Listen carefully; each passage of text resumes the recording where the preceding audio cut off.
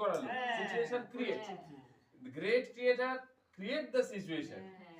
তার ফলে তার সামনে পড়েও যদি আমাদের মধ্যে সেই প্রতিক্রিয়া না হয়, তাহলে বাবাকে আমি এই দিকে পক্ষপাতিত্ব দোষ আছে বাবার বলবো, কারণ বাবা কিন্তু রাগাচ্ছে ছেলেকে, দোষটা দিচ্ছে আমার।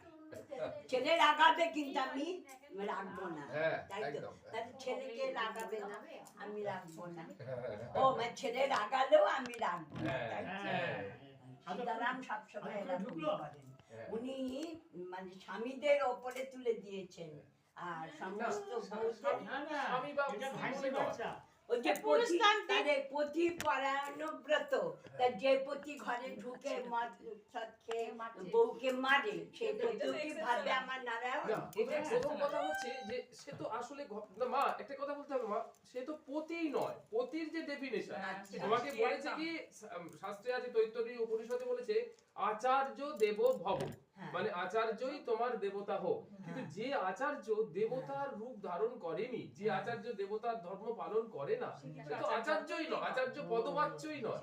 বুঝলে তো? একদম লাগাবে। তুমি যদি রাগো তুমি স্বামী না। তুমি আমাকে প্রতিরূপে গ্রহণ করেছো। তাহলে বাবা রাজু বাবা তাহলে আসামি হয়ে যাবে। এবার সীতারাম কি বলেছে? তোকে সেটা দেখতে হবে, ওর কর্মফলও পাবে। তুই কেন ওর কর্মফল? একদম, এটা বড় কথা। না আমি সেই থেকে নিশ্চয়টা এইখানে তুলে দিয়ে বলবে না, তুই রাগ করিস না। তো বললেন তুমি তো বুদ্ধি রক্ষা করছিস, তাহলে সে যদি কর্তব্য না করে তাহলে কোনো ভুল নেই। তবে কি মা একটা কথা, তবে না পতি বলে তাকে এমনি দূর থেকে প্রণাম করব না, তাকে পতি বলে প্রণাম করছি না, কারণ পতির যে বাহ্যিক আচরণ, প্রথম হচ্ছে বাহ্যিক আচরণ, আমার ভেতরে যিনি আছেন তাকে প্রণাম করছি। তাকে আমি প্রণাম। আর 2 নম্বর হচ্ছে যে পতি এই রূপে যে আমার সামনে এসে উপস্থিত হলো, এটা তো আমার কর্মফলের জন্য। আমার যদি কর্মফল শুদ্ধ থাকতো তাহলে সে পতি নিশ্চয়ই ভগবত পরায়ণ হতো, তাই না বাবা?